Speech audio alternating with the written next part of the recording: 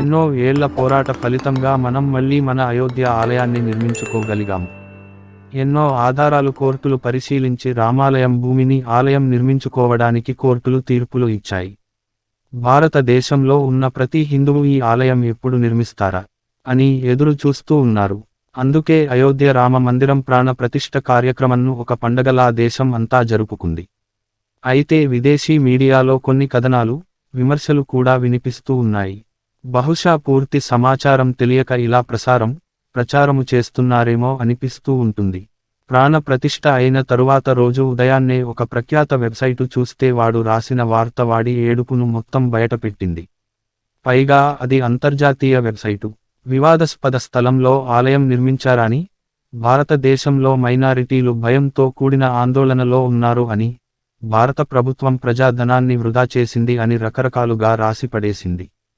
పైగా ఇక్కడ కోర్టులో జరిగిన వాదనలు, కోర్టులు పరిశీలించిన సాక్ష్యాలు గురించి ఎక్కడా ఒక్క ముక్క కూడా రాయకుండా భారతదేశం మీద విషం చిమ్మాడు.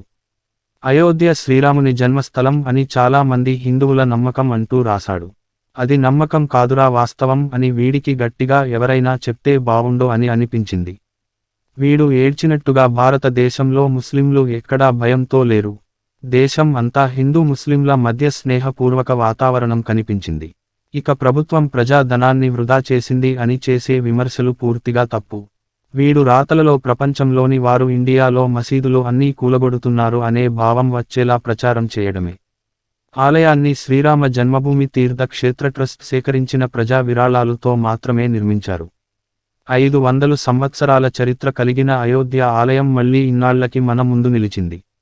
ఆలయంలోకి బాలరాముడు ప్రవేశించాడు. ఎవరు ఏడ్చినా, ఎవరు ఎలా విమర్శించినా అయోధ్య ఆలయం మాత్రం ఒక చారిత్రక తప్పిదానికి దిద్దుబాటు.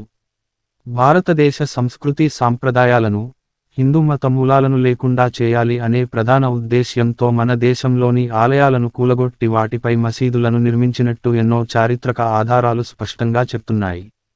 తాజాగా ఉత్తరప్రదేశ్లోని జ్ఞానవాపి మసీదు కింద పెద్ద ఆలయం ఉంది అని సర్వే ఆఫ్ ఇండియా చేసిన పరిశోధనలో తేలింది. ఈ సందర్భంగా ఉత్తరప్రదేశ్ ముఖ్యమంత్రి యోగి ఆదిత్యనాథ్ చెప్పిన ఓ మాటను గుర్తు చేసుకోవాలి. మేము ఏ మసీదులు కూల్చడం లేదు, మా ఆలయాలు ఎక్కడ ఉన్నాయో వెతుకుంటున్నాం అంతే.